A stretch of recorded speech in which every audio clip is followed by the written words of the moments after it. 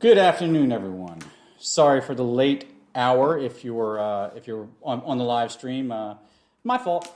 I screwed us up today. I'm a little late, running around, doing all kinds of stuff. I know. Always. Always never late. hear this show start off with Travis was running late. You don't. You also don't hear the show start off with, well, that was a technically sound start. But as far as... Go ahead. Welcome to Cinema Royale. I am Travis Hopson. That's John Nolan. We are the Punch Drunk Critics. Thank you for tuning in. And whether you're listening to us live or you're listening to us on podcast, which frankly most of you probably are listening to us on podcast, to those of you who do. What are we talking about on this week's show? Before we get that far, before we start, we are film critics in the DC area at punchdrunkcritics.com, where you can find us every day. And you can find us in a bunch of different places too. Just look up John Nolan Film Critic or Travis Hopson Film Critic. That's the easy way to do it, right? Listing off a bunch of places that we're at. So just do that. But what are we talking about on this week's show, man? Oh, we got a lot. Nothing comes out. Right? Yeah, nothing comes out. But things were released. A little thing, I think it's off Broadway, something called Hamilton. They put that on Disney Plus. So there's that. There's the Outpost, Scott Eastwood, Orlando Bloom movie. Rod Lurie's film. You know what I watched last night, and I am extremely late to the game on this. I thought it was a new movie when I saw it on Netflix, but it apparently was released in 2014. Cutbank. Do you remember that movie? Have you seen it? Liam Hemsworth? Unfortunately, yeah. Is that the one with Liam Hemsworth? Yeah. It wasn't. I mean, it was very Coen Brothers like, but it wasn't very good. I don't know. It was all right. Let's be honest. But I had been hearing. We might have a review of that somewhere on the site too. I'm sure we do. But I guess it just hit Netflix. And I got like 3 or 4 people literally since it hit Netflix telling me, "Oh, have you seen this movie? It's awesome. It's amazing. You should watch it." Cutbank? Yeah. Okay. So I watched it last night. Okay. It was fine. It was fine. It was pretty good. But it was very Coen Brothers without the Coen Brothers, I guess you could say. I watched Coen movies last night too. I watched 2 movies last night, and technically I'm not supposed to talk about either one of them. But so I won't go too far. But I watched 2 movies, and you know what's great about watching these 2 movies that I watched them both, and total combined, it wasn't 3 hours. It was perfect. That's amazing. That's amazing. 2 movies under 3 hours. I was like, wow, it doesn't get much better than that. Yeah. But I watched Palm Springs with Andy Samberg and Kristen Milioti and Jake Easton. Film that was the one that was the highest selling film at Sundance this year. I think 17 million, something insane. And it was, it was like the big movie at Sundance this year. And it was, like I said, I can't talk too much about it, but man, I can't wait for people to watch it. See, usually with people, when somebody says something like that, you're like, oh, they loved it. But let me tell you, folks, with him, you can't tell. Now, can't tell. Now contrast it with this. The other movie I watched was Money Plane. Money Plane, okay. Starring Adam Edge Copeland from WWE. You look really weird right now. Yeah, I'm trying to fix my camera. It's not working. I'm hoping that when I go and I grab the screen stills from this show, yeah, that's one of those. That's the image that it gives me. For all you aspiring podcasters out there, let me tell you something. You thought you hated that other picture of you? That one is a million times worse. For all of you aspiring podcasters, invest in a camera stand. Don't use the one that comes with it. Invest in a camera stand. I'm telling you. I hope that is what it gives me. It sends me back. It will be. It's my luck. Most likely it will. The other movie I watched was Money Plane with, like I said, Adam Edge Copeland for WWE. And who's the only other? Thomas Jane is in it. He's still alive? Thomas Jane's fine. Kelsey Grammer. Okay. And all 3 Lawrence brothers. Joey Lawrence. Lawrence. Joey Lawrence. Andrew Lawrence. and Matthew Lawrence. All three of them are in the movie, and I think Andrew Lawrence co-wrote it. There's so many questions I have right now. You know what? I can't wait for people to see that one. Okay, I do see the difference there. I do see the difference between the two. I have so many questions. Number one, when did, because I'm guessing this is an action movie, right? Money Plane? Yeah. I mean, yeah. That's what they want it to be. When did Fraser Crane become an action hero? Like, he was in Expendables, and then Expendables. But look at the roles he's taken in these movies, and even in Money Plane, he's not playing an action hero. No, he's the advisor, but he's playing a guy in the background who's either, like you said, like an advisor or a general, or in this case, like kind of like the bad guy. You know, so, and I don't know where he suddenly made the transition from astute Fraser Crane, to being a guy who snarls dialogue at people all the time. Mm-hmm. That's all he does now. Yeah, that's what I'm saying. Like, that's all he does in this movie. In fact, the embargo for this movie is up tomorrow, so I actually got to write it tonight, and I'll be up in the morning. But so keep an eye out for that. Money Plane is something else, man. It is something else. Like, on the list of Hollywood something else. On the list of Hollywood power family, I gotta imagine that the Lawrence brothers fall somewhere around not on the list. I gotta imagine. They're sub Baldwin, obviously. Now the Baldwins, at least they can say we got Alec. Yeah, they got Alec. They got an MVP on the team. Right, and the Hemsworths can say we got Chris and Luke. Chris and I don't even know which one is higher in the pecking order, Luke or Liam. They both suck. Yeah. But at least they can say they got Chris. Yeah. Then you can make that call for out of the Lawrence boys. I guess Matthew would be like the high water mark, which is pretty sad. But the funny thing about them and clearly Andrew did co-write it, because the Lawrences all have really flashy roles in the movie. Of course. Like, and I didn't realize that at first. I was watching it and I was like, man, this guy looks familiar.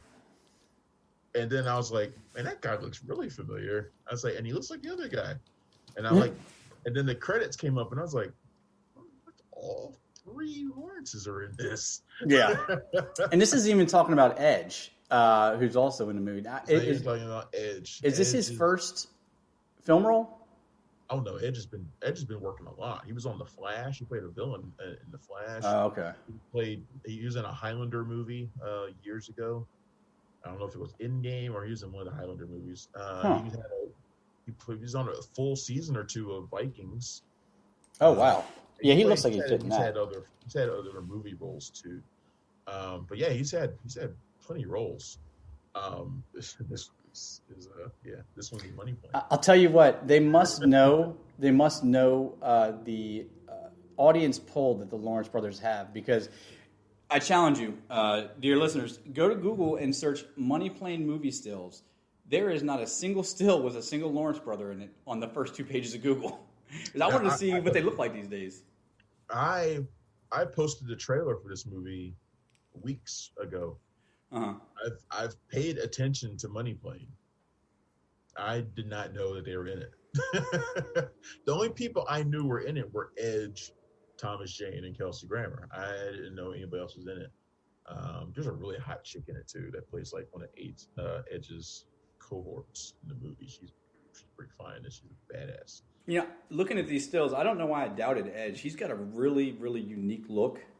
I'm surprised he doesn't do more stuff. You know what I mean? Yeah, he's kept pretty busy. I mean, he retired from WWE 10 years ago, and he's been working pretty steady. He's kind of back in WWE now, but actually just got injured again, so he might be out again. But yeah, he's been working pretty steady since he retired.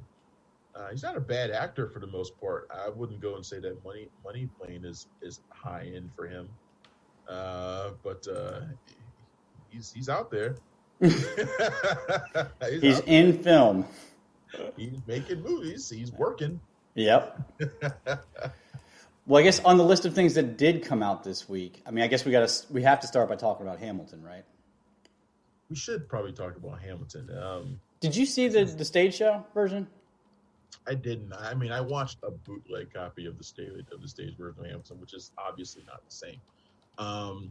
But I mean, yeah, Hamilton. This is like the event of the year. Mm-hmm. Hamilton coming out, and look, people have been really cynical about it, and I don't blame them. Did Disney take advantage of this moment in time when racial tensions are high and people are looking for content about the Black experience? Did they take advantage of this moment to, the movie was going to come out next year in theaters. Mm-hmm. They decided to move it up a year and put it on Disney Plus. Did they take advantage of this moment to do that? Absolutely. Did they end the Disney Plus reduced pricing like days before Hamilton came out? Yes, they did. Did they do all this because they knew that this was like the one thing other than like a unique Marvel movie or a unique Star Wars movie coming out on Disney Plus that would bring in buku subscribers? Mm-hmm. Yes, they did, and they did it, and they were smart to do it. If I were a business person, I would have done that shit too. And I'm sure every single person on my Facebook list was watching Hamilton on Friday, and I don't mean like a few of them. I mean like everyone. Oh yeah, People who had seen it already in theater and on stage, and people who had never seen it before. Everyone was watching it. Everyone was talking about it, and I'm sure there's probably a billion people watching it right now, or if I probably already watched it 3 or 4 times. And look, I like I said, I'd seen a bootleg copy, so I knew to some degree what it was going to be. Mm-hmm. But man, nothing quite prepares you for it. It is a really amazing show, and I feel weird talking about how the show was because I mean, frankly, we already know the show is great, whether we had seen it already or not. And the show is great, right? Like I said, Disney was taking advantage of this moment to show. To put on a show that takes U.S. history and filters it through the experiences of people of color, making American history something that can be embraced by everybody. Because let's be honest, U.S. history has not been written by us.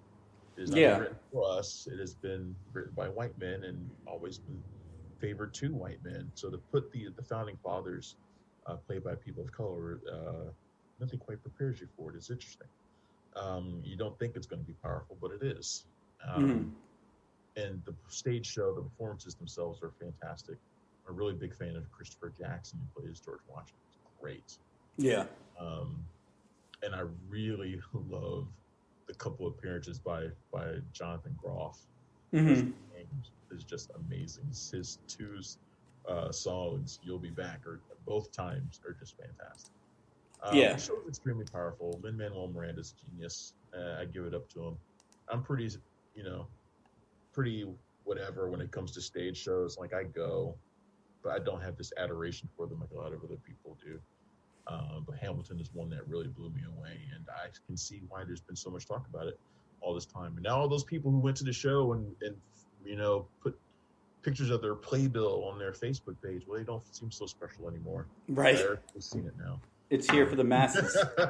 And we didn't have to pay $1 billion to go see it. To sit behind a pillar or sit up in the cheap seats. Mm-hmm. We didn't have to do that. We got it for $7 a month or whatever it was. So right. Well, I mean, now see, you say we knew the story was great, and that's absolutely true. But the translation is what surprised me, because I am one of those people that loves. I don't go nearly as much as I'd like, and honestly, I probably haven't been in 3 or 4 years, but I've always loved live theater. There's really nothing like it, if you ask me, and there is really something to being there and being a part of it. Obviously, you're not part of the story, but you're there and it's unfolding in front of you, and it's one of those things. The uniqueness of being at a live show, because one of the things that I like about them when I do go, no shows like you can go see a show 5 times during the week, see the same show. It might be a little bit different each show. You'll never see the same show. Yeah. Never see the same show. I mean, my first live, like I'm not really a big musicals guy. And what I mean by that is like the 42nd Street type musicals. But like one of the first things I ever saw was Sweeney Todd. And you put an 8-year-old me in front of Sweeney Todd on a live stage and that blood flying, it was amazing. But, you really do have to ask that question. Like, okay, you're taking a stage show, you're not making it a movie, you're making basically a live or a tape presentation of the stage show. what's it going to lose? Is it going to translate? And what they were able to do here, it doesn't seem like some guy in the back row with a really nice camera was recording the whole thing. And not ever having seen it in person, I can't tell you, but it really seems that they captured as much as you possibly could of the live stage show experience in what they did. They do make it feel like you're there watching. They do a really good job of that. And the director, whose name I've just forgotten, whatever, does a good job of making you part of the show, making you feel like you're part of the show. It's only a couple of times when I feel like I had to be reminded of it, though, like when the crowd would laugh a couple of times. You're like, oh yeah, I forget that there are actual people here watching this right now. Because this is a recording of the show that they did in 2016. One of the shows they did in 2016 with the original cast. And you look back at that cast that they had, that original cast, and you're like, that's where all the actors who are doing things right now came from. It's like Daveed Diggs and Leslie Odom Jr. and of course Manuel Miranda and Jonathan Groff and Renee Elise Goldsberry and Jasmine Cephas Jones and Philippa Sue. All these people who are acting and like killing it right now. You're like, oh, they all came from here. Anthony Ramos, who's going to be in the Heights soon. He's been everywhere. He's in. I can't remember the name of the movie with Bradley Cooper and Lady Gaga. I can't remember. Oh Jesus, the music movie. We suck as film critics. This was the movie of the year 2 years ago. Not a song to remember. I'm thinking of the Mandy Moore movie. Where the hell is my head at? It's a Star is Born. Star is Born. There you go. He was in that as well. He's been in a lot of stuff, and all these people, they come from Hamilton. A lot of them come from Hamilton. Yeah. Well, when you have a groundbreaking, like universally loved stage production like this, and the same thing happened with Rent way back in the days. I mean, Taye Diggs, Idina Menzel, all these people came from that. What's his name? Guy on The Flash. I always forget his name. He was in it too in the original stage. This is like it's a bucket of talent that's handed to film producers, and honestly, stage actors are the most talented. It's not a universal rule, but I mean, stage actors have to love the craft. So you don't get people that just want to be movie stars. So when you get a barrel of talent like that handed to you, they're going to use it, and usually in the right way. So it's not really surprising, but it is cool to look back and see that. So I absolutely loved it. I'm probably not going to be one of those people that watches it every day. Like I know some people will, just because I don't watch anything every day. No. I don't even watch Boogie Nights every day, and I could watch it every day. But yeah, it's like Disney hit themselves a home run with this one, man. I can't imagine. I want to see the numbers. I want to see the viewership numbers on Hamilton, and I will guarantee you Disney will release them. Well, I was just about to say, what's Disney's stance on doing that? They don't really. None of these places reduce the numbers for everything.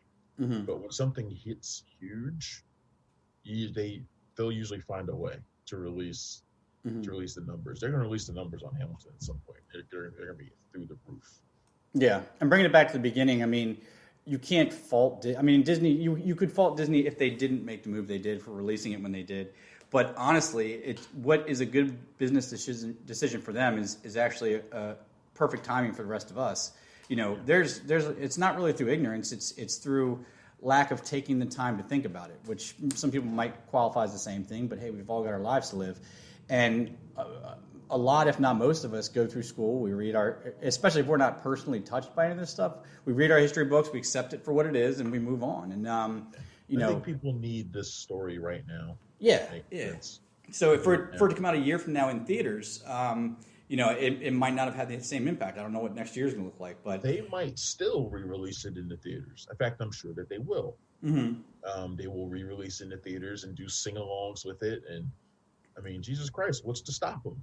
A Fathom Events type thing. I mean, shit. They still show Mamma Mia in theaters right now because they're sing-alongs that people still go. In fact, I think they were in the top 10 recently, a Mamma Mia movie for, nothing's in theaters, but, the very few theaters that are open, they do stuff like that. Because those are the kind of things that still bring people out. So I would guarantee you that Hamilton will be in a big screen somewhere, and I would guarantee you they'll probably make money. Because people will still want to see it on a big screen. Mm-hmm. They will still want to be in that crowd experience, singing along to all these songs. So yeah, Disney's going to do everything they can with this movie, and I don't blame them. All the people who've been really kind of been haters about it, and there have been a lot of them. I mean, what did you expect them to do, and what would you? I mean, what did you want them to do? Would they have rather it stayed in the vault until it could go into theaters a year from now? Right. I mean, it's dumb. Yeah. It's stupid. So Hamilton. By now, you've probably already seen it. You know, my experience writing my Hamilton review really fucking sucked. We talked about that. Yeah. That day, I woke up early to do my review because the embargo was at 9 a.m. I think on Tuesday. Mm-hmm. Yeah, it was Tuesday morning. 10 a.m. Tuesday morning, and I woke up early to do it, which I almost never do because I don't sleep enough as it is. But I woke up early to do it, and I got it done. I got it done nice and early too, and we had a technical fail at the site. Our website just decided not to save your completed review. That's all. I mean, and it's partially my fault for not noticing that it wasn't saving. But you know, I'm in the middle of writing. I'm not thinking about it. Oh yeah. And it's just went to save it, and whoop, it was gone. There's nothing worse than that. But here's the detail that I didn't tell you. Here's a detail that I didn't tell you that made me extra mad and why I was so literally depressed all day. Before I hit publish, I had hit select all and copied it. Just in case there was a problem. Just I had this itch. Yeah. That made me think. Just in case. And after I did that, I went to add a headlining image, and it seemed to work fine. Usually that's an indicator of when something's wrong. Right. The image won't go in, but the image seemed to work fine. So I said, okay, so it's fine. And so I went and I was writing the little slug. Yeah, the little SEO metadata stuff. Right. Yeah. And what I usually do is I'll cut and paste a little part of the review and I'll put it in there for the slug. Mm-hmm. So that's what I did. I cut and pasted the little part. Oh no! Bottom, and I put it in the slug, and then I tried to save it, and it didn't work. I was like, no. Oh, that's a killer. No. So when I started the new review, and you said, did you start a new one with this little part right here? That was a little part of that I'd saved. Oh, geez. And I was like, you got to be kidding me. It's got to be here somewhere. Oh, that is oh man. I've done something similar to that before, but that is the absolute worst. Man.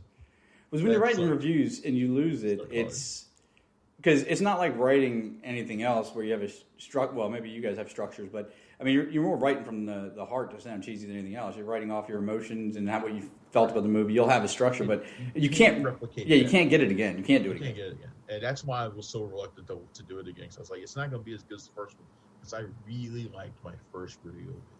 Well, of course you did. That's why it got lost, I'm sure. Right. Jesus. And I don't say that often about my reviews where I like something, but the thing about Hamilton was I fought with myself about whether or not I was actually going to review it or not. Mm-hmm. Why is that? For a while there, I wasn't planning on it. How come? Because it's not truly a movie. Sounds like it's an experience. Yeah. Is it really a movie? No. That's true. It's a filmed version of a stage play. Under almost any other circumstance, I would never review that movie. If it were August Osage County, I wouldn't have reviewed it. Mm-hmm. If it were Rent, I wouldn't have reviewed it. If it were West Side Story, I wouldn't have reviewed it. I wouldn't have reviewed any of that stuff. Mm-hmm. It's funny you mentioned Hamilton. I felt like I had to. Right. So I was like, for literally until the night before, when I watched it, I had almost no real interest in reviewing. So when I saw it and I was inspired to review it, I did it, and I liked the fact that I was capable of doing it. That was the other part of it, was that I didn't feel like I wanted to do it, but I also wasn't sure that I could. Mm-hmm. Because I don't feel myself qualified to review stage plays. Right. I don't. That's why I don't. I could do that on Around Town if I wanted to. Mm-hmm. But I don't feel qualified to do it. I don't watch many of them. I watch some. I go to a few a year. But do I watch them the same way that I watch movies? No, I don't. Do I have the same knowledge of them that I do movies? No, I don't. So I wasn't sure that I was even qualified to review it. And so, like I said, when I was inspired to do it, I was really inspired to do it. Mm-hmm. And so when that first one vanished, it like took everything out of me. So everything lined up for that to be the worst experience of your day. Yeah, and I was, like I said, I was legit depressed all day. That's a dagger. Until I just said fuck it, and I just did it because I had people not only texting me, "Where's your Hamilton review?" Like, I'm waiting for it. Like, I want to see it. Mm-hmm. You know, so I had stuff like that, and I was like, I need to do it. Mm. You know, and plus we had a bunch of people in our laughter group and a lot of other people who didn't get a chance to screen it, and I was just like, well, I want to rub it in their face. Nothing wrong with that. You know, which is also something else that I do on occasion. I did that this week too. You have to. It's fun. It's fun for me. Yeah. I did that this week with that movie Greyhound, which people were asking about on the site. I think Jim Judy asked about it. Our friend Jim Judy was asking about Greyhound, and and I got the notice that it was somewhere, and that we could watch it. Mm-hmm. And I figured that probably 90% of our group doesn't have the access to it. It's not fun just for you. I love seeing people get butt hurt. So I made sure as soon as I found out where it was, I went on there and said, "Oh yeah, this is here, by the way." That's funny. Yes, that's petty. It's petty. I admit it's petty, and it's me fucking with people. But you know what? I gotta get your joy where you can in these days. I gotta find the fun where I can, man. Right. That's how I do it. Mm-hmm. So we got a bunch of news to get to, but real quick before we do that, let's talk about the Outpost, which stars one actor in Hollywood who seems like he's going to forever be not just in his dad's shadow, but on that line just outside of movie star. Putting himself there on purpose. That must be it, right? And of course, we're talking about Scott Eastwood, who it looks exactly like I've never seen a father and son look that similar. And he's, by all accounts and by everything I've seen him in, he's a fine actor. He's just as good as his dad was, at least. I mean, Clint Eastwood was no Laurence Olivier. He's got the movie star look. Obviously, he looks just like his dad. He's not his father. What do you mean? How so? He's not his father in terms of like presence on screen. Like the intangibles. Yeah, okay, I get that. He doesn't have that thing, which is why I think he always. And I have to assume this is intentional. He talks through gritted teeth just like his dad does. Oh yeah. I was like, come on. Even in this movie, he has a saying where he's like, "Giddy up" or something like that. Something silly like that. He has a line, and you're just like, that. He said that exactly. Call somebody a punk or something like that. Yeah. I mean, it's just like but he's a perfectly fine actor. Mm-hmm. But he's not his old man. Maybe he'll get there. That's possible. But I don't know if he's going to be entrusted with the kind of roles that his father had that made him iconic. Like his father had all those westerns that made him iconic. He had, Dirty Harry roles that made him iconic. Right. Scott Eastwood's probably not going to ever get those roles. Yeah. He's probably not ever going to get the kind of film that gives him that kind of lead to command a screen like that. Because he doesn't have the charisma of his old man to do that. So he probably won't do it. And he's good here in The Outpost, which is a movie that I think is fantastic and one of the best war movies about modern war, not like 1917 or something like that, but about modern war that I've seen in ages. I think great. We don't get many. I mean, American Sniper, Black Hawk Down is kind of like that, but I think this is better than both of those. Is it? What am I trying to say? So. It seems strange that in 2020 we haven't had a year or two that was flush with Iraq and war and terrorism movies. They pop around here and there. There's a lot of them. There's a whole ton of them on like VOD, but there hasn't been a lot of mainstream highline war movies, and it's almost like a law that you have to make a bunch of movies about a war. Do you think it's because everybody's still hurting, or it's not popular anymore, or anything like that? Well, let's talk about why we don't get those many movies anymore. Because we don't talk about those wars anymore. Yeah, I guess that's true. I mean, we've been in them for like 2 decades. Yeah, we don't talk about those movies anymore. When we were in those wars for 5 to 10 years, yeah, we did get a lot of those movies. Mm-hmm. We were getting Jarhead and all sorts of things. We were getting a whole bunch of these movies about about those war experiences. Mm-hmm. A lot of them took very different angles on them, you know, but you know, when they were very much in the conversation, yeah, we got a bunch of movies about those things, but they're not anymore. We just kind of just accept that we're there, and then that's kind of it. And to be fair, there's been so much other chaos going around, right, the last like 4 years that those things have kind of slipped to the background. So you don't get as many movies about that stuff. Yeah. You get those kinds of movies when they're very much in the conversation. So this one's about a group of soldiers at in an Afghanistan outpost. So yeah, just to highlight that it's a true story. Just story based on Jake Tapper's book. The Battle of Camdish, which is I think one of the bloodiest battles in Army history. Mm-hmm. Directed by Rod Lurie. Rod Lurie, former film critic, former West Point grad, not former, he just is a West Point grad. Made a bunch of movies. I think this is his first movie since Straw Dogs. Yeah. Yeah, it is. It's his first movie since 2011 when he did that terrible Straw Dogs remake.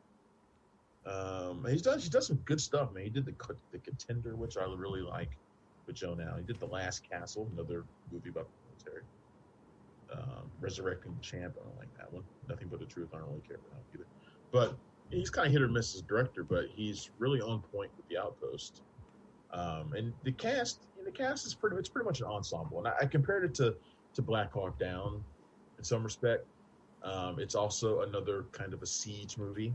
Mm-hmm. That was, you know, soldiers kind of defending themselves down to the last man in a lot of ways. A little bit Lone Survivor in there as well. But it's an ensemble, you know, so you got Scott Eastwood, you got Orlando Bloom, you got Caleb Landry Jones, you got Mel Gibson's boy, Milo Gibson, in there. It's mostly an ensemble, so you don't get a lot of character interaction, a lot of, you know, there's not a lot of characters that you like really can grip onto. I think probably the one you can is Caleb Landry Jones's character, who's sort of like a misfit of the group. He's probably the main one that you can. But the movie, man, I think in terms of capturing how nerve-wracking it is to be in a place like that, because that outpost, it was sent there on basically a diplomatic mission to kind of communicate with the locals and do projects and kind of build bridges, theoretically and literally. But it's isolated. It's out there in the middle of nowhere in Taliban land, basically, and they're just sitting ducks. That the whole idea under constant attack, like that first 30-40 minutes of the movie, because the actual Battle of Camdish doesn't start until about an hour into the movie.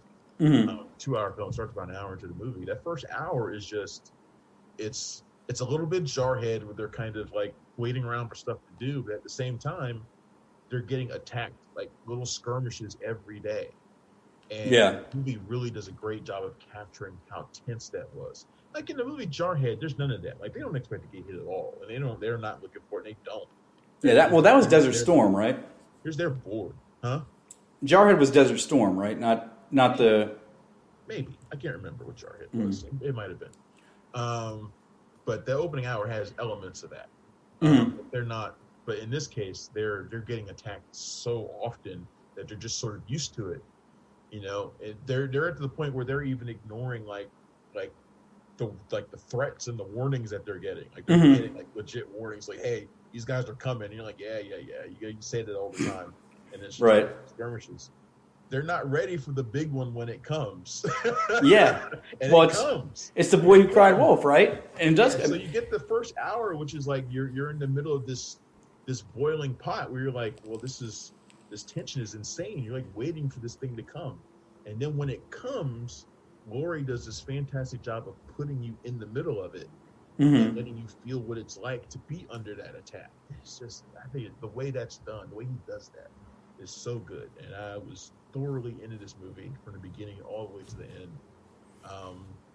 And ultimately it's about, you know, the brotherhood and sacrifice of the whole thing. And I think that's really highlighted by what happens after the fighting is over and they're still helping each other and sacrificing for each other even after the fight stops. Right. So this movie, I can't well, I can't recommend it enough. I think it's one of the best I've seen this year, and definitely the best thing that I think Lurie has done in his career.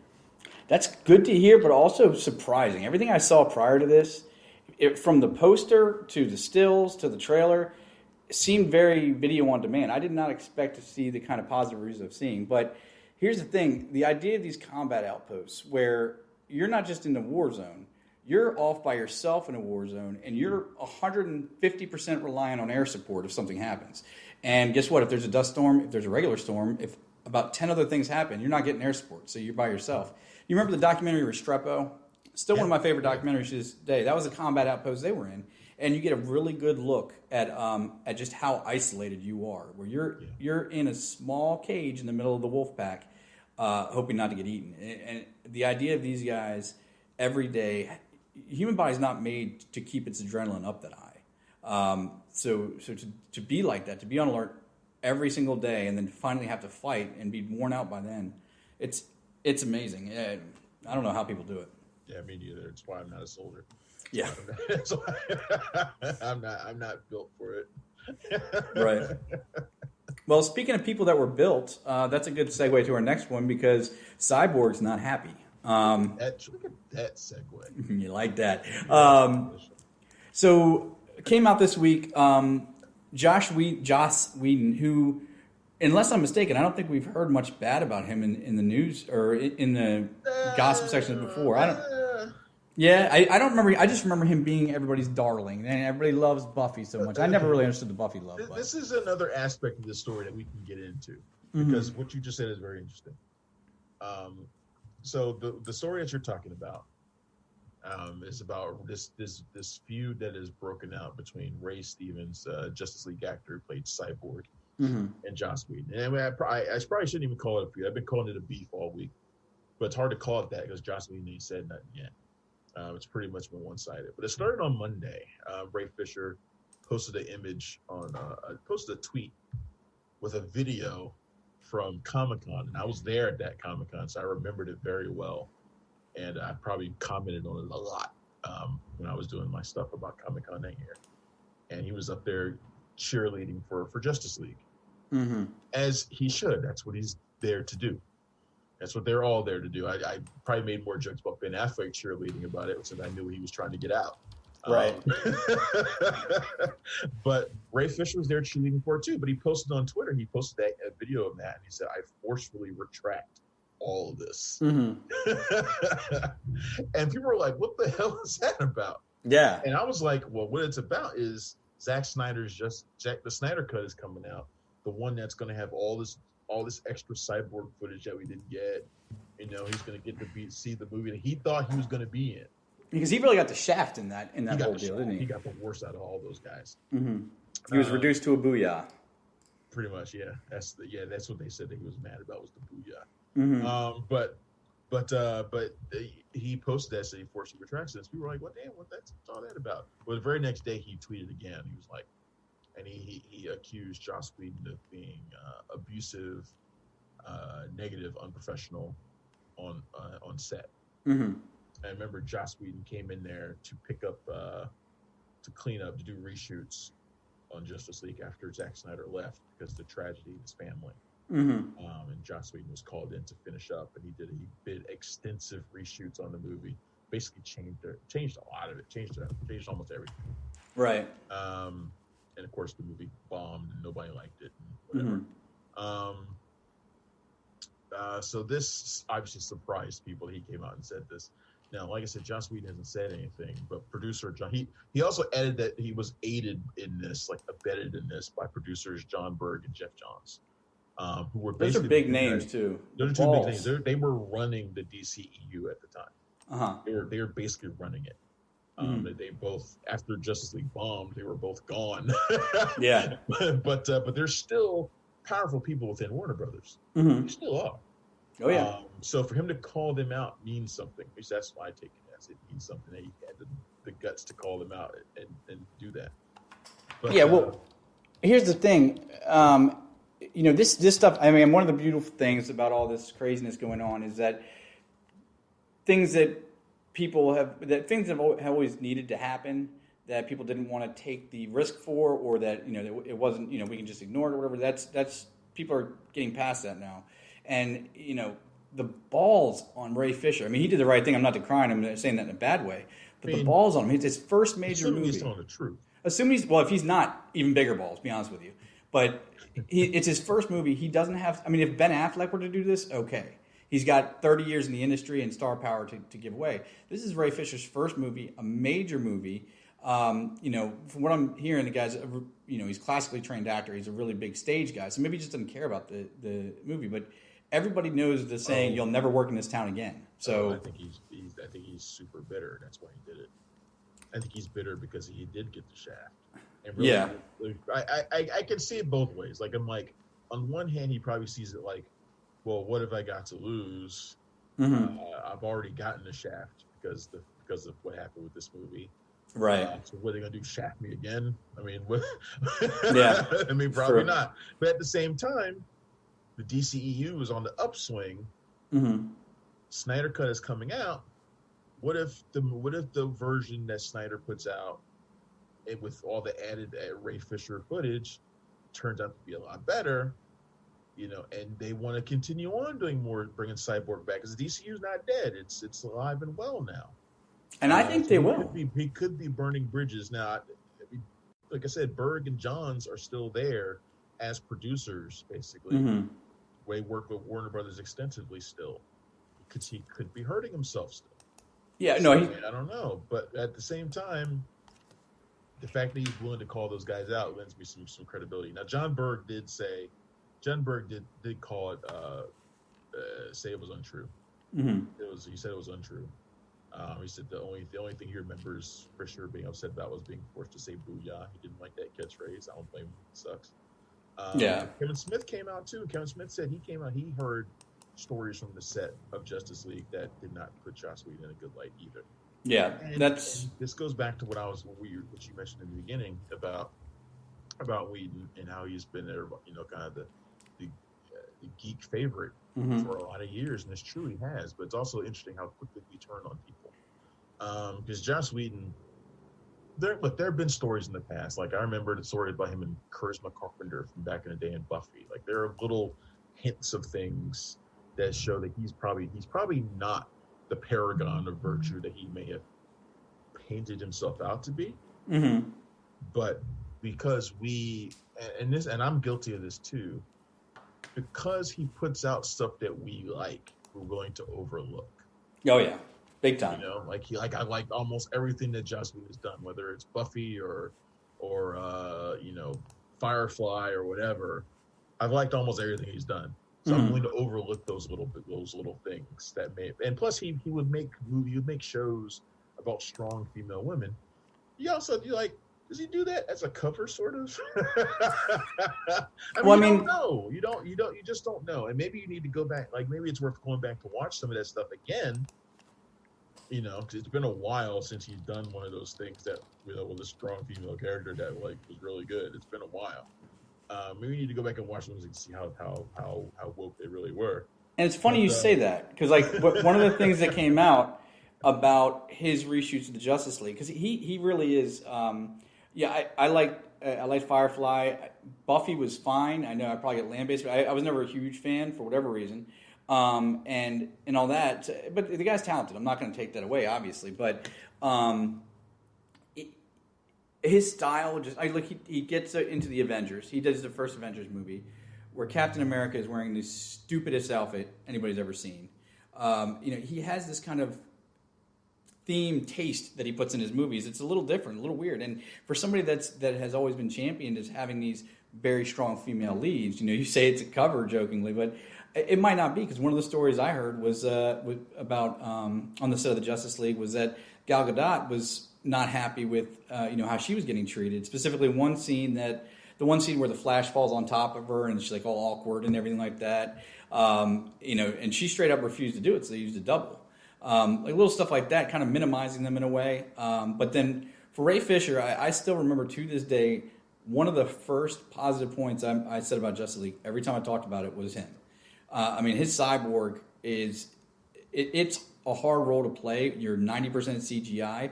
he brought this gravity to that character and this inner torment to Victor Stone that it absolutely had to have to make it needed. And you could see flashes of that throughout that movie, and then you can kind of see where it was cut together. Like you have Victor Stone talking to Wonder Woman, Diana Prince outside, and it's really heavy. And then 2 scenes later, he's making morbid jokes with Flash in Superman's grave. You can kind of see where the cuts were. As these stories come out, I am just more and more interested in seeing Zack Snyder's version, and I'm more and more positive it's going to be better.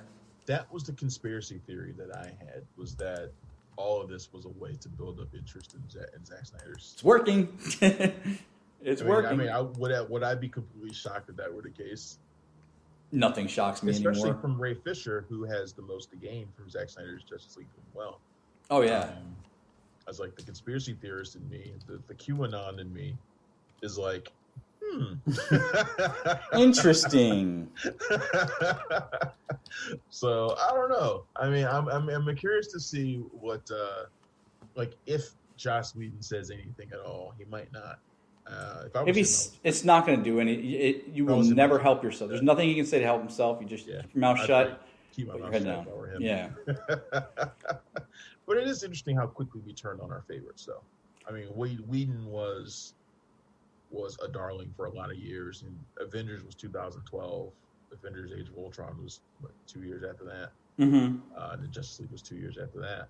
It doesn't take much, but there have been stories, and it doesn't take a lot to turn people's minds about you, because Whedon is basically, he's almost persona non grata right now. Because remember, he was also going to do that Batgirl movie that they pulled his ass off of. Mm-hmm. Yeah, and I mean, there ain't been a whole lot of talk about Joss Whedon doing much of anything since then. There has been, and you know what? That maybe Ray Fisher knows some things behind the scenes that we don't know, because to a layperson, Joss Whedon is a big, powerful name in Hollywood. Maybe not so much now as he was 5-10 years ago, but still, maybe he knows a little inside baseball that it's not that big a deal to call out Joss Whedon. What's funny is that he was pulled off that Batgirl movie. I think it was the Batgirl or Supergirl, but I think it was Batgirl. It was Batgirl. It was Batgirl, yeah. And Supergirl's doing, somebody else is doing Supergirl, or that got canned or something. I don't remember. Whatever. But the interesting thing is, Batgirl was basically, he was pulled off of that basically, one, because, people were starting to talk a little bit, but two, because you wanted to have a female writer to do that movie. So you bring in like Christina Hodson, who did, Birds of Prey and all sorts of other stuff. Mm-hmm. Years ago, Whedon would have been the guy to turn to write a character like that. Oh yeah, Whedon would have been the person. In fact, when he was first named as that writer, you're like, oh, that makes sense. Mm-hmm. Well, you couldn't fathom having a woman actually write it. You're like, shouldn't there be a woman on this? It's funny how quickly things change, man. It's funny how recently and how dense we can realize we were. Like, oh, we need a good, well-written female story. Well, Joss Whedon's obviously our guy. Why would a guy be the go-to at any point in time? But it's just funny how guys can't write good female characters. Obviously they can, and Whedon has done it. Yeah, but they can't write it as good as a woman can. Good female characters, but now it just seems, now it's like, doesn't it make sense? Well, I mean, that's a good question. I mean, and there's a lot of that coming up in all areas with representation and roles being filled by the people that they're not based on, but by who they should be filled with. So, can a man ever can a writer of equal talent that's male and female, can the male write the women's part? Is it possible to write it just as well as a female? Or does a female have some innate understanding of what she's gone through, that personal relationship with the material that a guy just can't capture? Yeah, I mean, I don't know, man. I mean, like I said, obviously men have written good female characters in the past, but I think we're in a moment where, one, that's just not a good look right now. It's just not. But two, any guy who does write a female lead character like that, like a role that, like a film that's about a single female character, you probably want to have a woman write that character, just because she might have nuances that a guy might not It just makes, to me, it makes more sense. But I don't know. I don't know, man. It's to me, I'm just blown away by how fast things have changed about stuff like that, and about how quickly we can turn on some of our favorites. All that stuff. We're in a time right now where nothing is the same next week as it was the week before. It's just, well, that's it. I mean, it can turn back around. Unfortunately, and I guess fortunately for some people, it can turn back around as quickly as it turned bad. But it seems very, very random who gets forgiven and who doesn't. I mean, there's certainly been people that have done things. And do I think that one mistake a person makes should ruin their whole life? No, unless that mistake is indicative of a lot of things that they just didn't get caught doing. But with Whedon, and this isn't that big a deal. Oh yeah, director was a dick. Everybody knows people in Hollywood can be dicks. No big deal. As long as nothing else comes out, he's good. But then, like Mel Gibson, he's never living his shit down. Well, especially because he keeps apparently going back to that well. But with everything going on, if Whedon's smart, he'll keep his head down, and everybody will forget about this in 2 weeks. Probably a good idea for him to stay quiet for a while. I don't expect to hear anything about a new Whedon project for a minute. Like I said, we haven't in a while anyway. He might want to go and write a comic book for a while. Yeah, go back to the roots. I don't mean not like a Marvel comic. I mean do like a creator-owned comic book or something. You want to go and do something like that, and get back into people's good graces again or something. Go back and do a Firefly comic or something. Everybody wants season 2. Finish it in graphic novel form. Look, Firefly had great female characters in it too. I mean, I don't know, man. It's just it's interesting. I still like Joss Whedon. I don't know if these things that Ray Fisher are talking about are true. I really don't. It would be really odd if they weren't. But there's two sides to every story. There's not two sides to everything, but there's two sides to every story when it comes to every conflict. Yeah. If there's conflict, then Whedon might see things a little bit differently than Fisher does. It could be a misunderstanding. Who knows? Who the hell knows? Well, the Kevin Smith thing is what really nailed this down for me, and we won't stay on this too much longer. But he wasn't there either. He wasn't. And so allegedly, this is all allegedly. But if what is being said there is true, I mean, it's also a when there's smoke, there's fire kind of thing. But what was alleged is that when Kevin Smith was at Skywalker Ranch for something, I forget what, he was working. Some of the folks that were working there had worked on both versions of Solo and both versions of Justice League. And one of the VFX designers was especially chatty about Whedon, saying that he spent a lot of the time just walking around talking shit about Snyder's version of the movie and talking shit about Snyder. And wildly unprofessional. And extremely inappropriate, considering that the guy had to leave the project because he lost his daughter. I mean, shut your mouth and make the movie you want to make. I mean, that's the part that really, a director being shitty to people on set, it sucks. But as long as you're not being overly inappropriate, I get it. Everybody gets pissed off at work sometimes. But that's kind of says more to me about who he is as a person and is indicative of a deeper thing. Yeah, you're totally right about that. That's at the bare minimum, it's unprofessional. Mm-hmm. At the bare minimum, it's one of those kinds of things that would make me not want to work with him again. Right. Just because it's so unprofessional. Especially for somebody who's been around in the business as long as he has. Mm-hmm. It's really? I mean, that's kind of the way you are on set. If you don't like his movie, okay, who cares? Then you're there to fashion the movie that you want. So go ahead and do that. Why you got to run him down? Are you so insecure in your ability that you got to knock it down before then? Yeah, it's crazy. So I know you want to get back to Overwatch, but I got at least one more thing I want to talk about.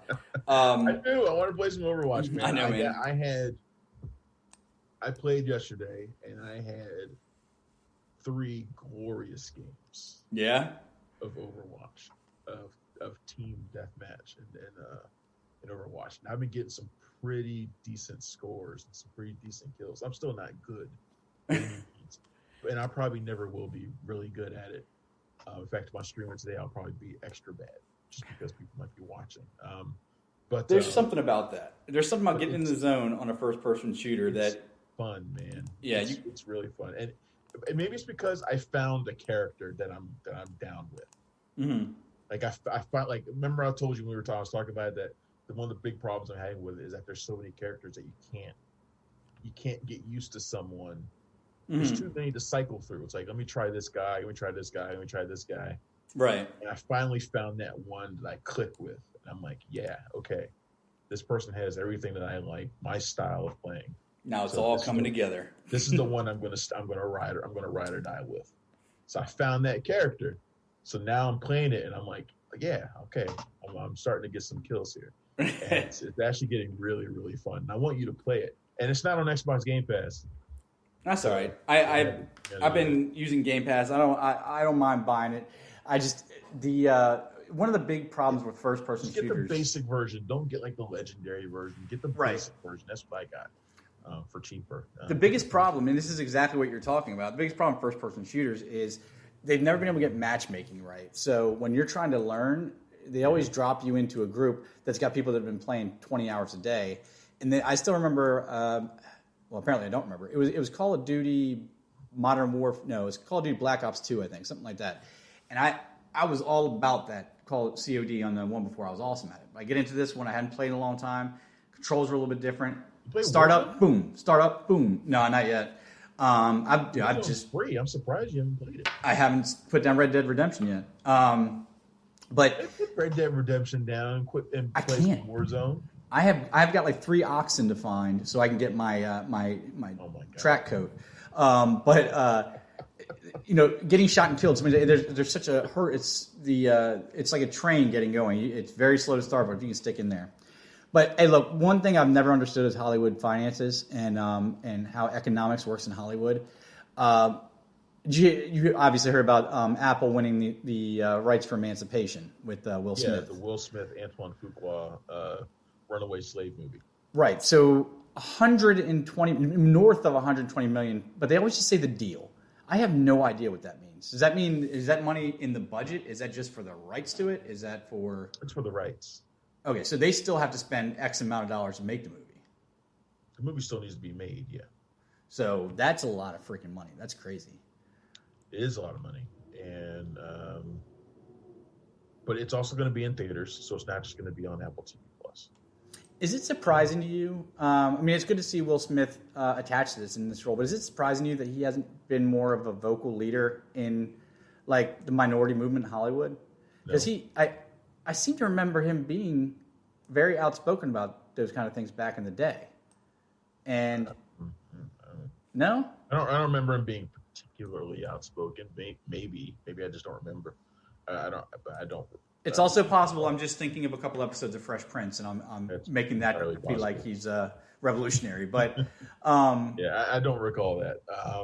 It could be true. I just don't know.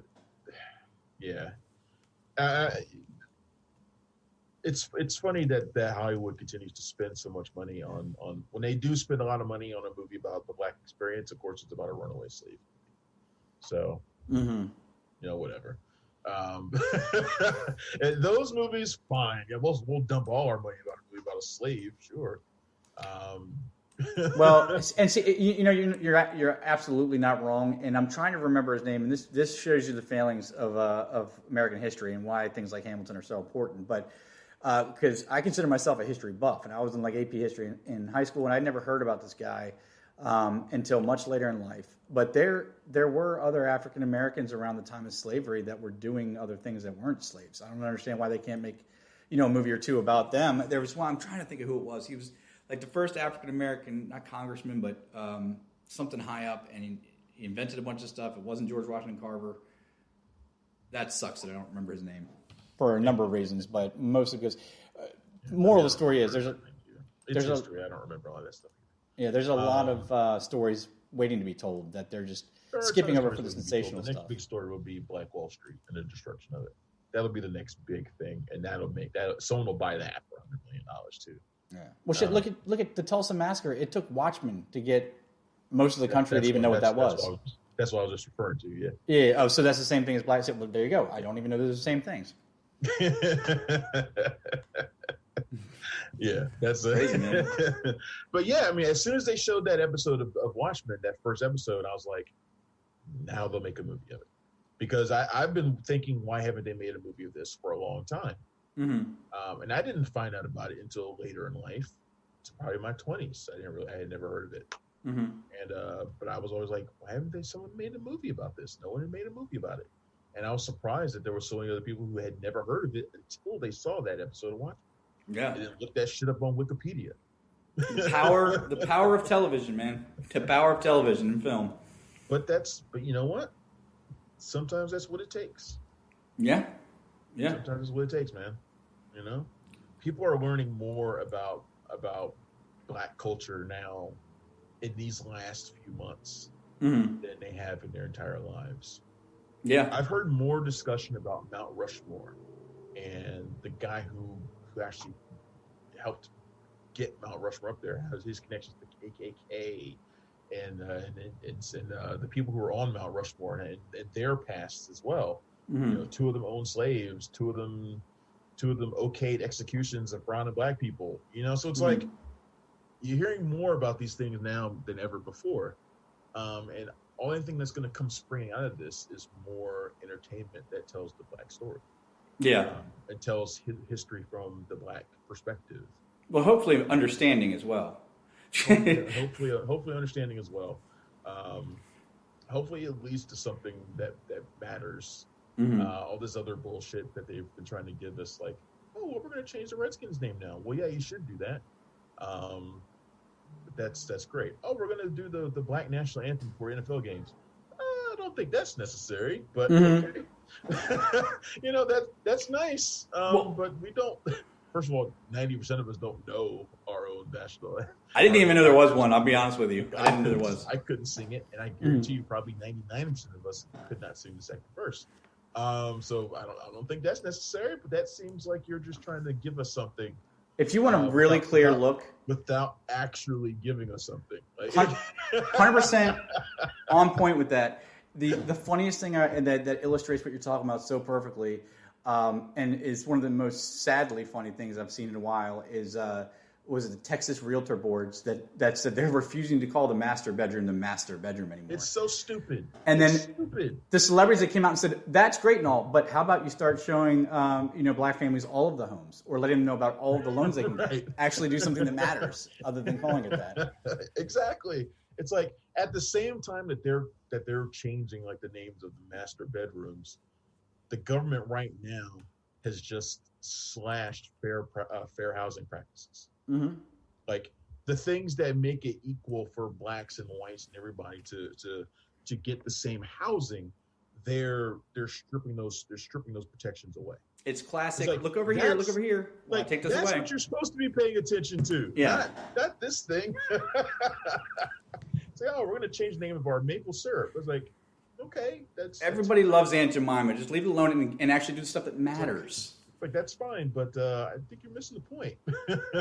It really is, man. It's funny in a horrible way, but it makes me laugh when people are so. Oh man, yeah. You can go conspiracy or comical with it. Either they're so stupid they think that matters, or conspiracy they're like, well, we'll do all this so we seem like we care while we're doing this over here, But we, I promise you, next week on Cinema Royale, happy fun time with the Punch Drunk Critics. We're going to talk about all happy stuff, all fun stuff.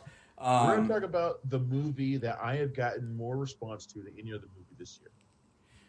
I'm guessing you're talking about The Old Guard. I'm talking about The Old Guard, the embargo lifted on that Friday, so my review is up on punchdrunkcritics.com. I have gotten more reactions to that review. I had no idea that people were waiting on that movie and waiting on it. I've gotten like over 100 retweets on that review. Gina Prince Bythewood liked my review, the director herself. There have been people just sitting around like, I can't wait for this. And I'm like, damn, I got more response to this than I did for Hamilton. Yeah. And people were waiting on that too. But there were more people talking about The Old Guard. I can't wait to talk about it with you and get some other reactions. We will try to have a guest next week too. So yeah. Well, hey, I mean, The Old Guard is exactly what people are looking for right now. I mean, Hamilton, obviously people are happy about it, but it does further highlight all the crap that's going on right now and remind you of all the nastiness. But The Old Guard seems like a good old-fashioned action movie that you can get lost in. Oh well, More shit. to it than that. Well, people don't know that though. From the trailer, they think it's going to be a balls out action movie. And God bless Charlize Theron becoming an action star in her 40s. There is plenty of action. That's one of the things that's good about it is that there's a nice blend of action and character and world building. It's really, really good. Nice. So yeah, we can definitely talk about that. And yeah, Charlize Theron's a badass in it. It's got my man crush Matthias Schoenaerts in it. Mm-hmm. It's got Kiki Lane in it. Chiwetel Ejiofor is in it. A really good cast all throughout. So For sure. it's about immortals. So There can be only one. yeah, thankfully it's not like that. Thankfully it's not like Highlander. You mean to tell me Sean Connery's not playing a Spaniard? No. I am from Spain, Highlander. No, he's not, thankfully. Mm. But yeah, this has been fun. Yeah, man. I'm gonna go and jump on some Overwatch for a couple of hours. Yeah, so we'll be back next week with another episode of Cinema Royale. This has been good, man. Yeah, man. Appreciate everybody watching. If you're watching us on the archive or on the listening to the podcast, don't forget we're live every Sunday around 2:00. Usually right at 2, but around it. But until then, check us out every day on punchdrunkcritics.com and have a great week. All right, y'all. Later. See ya.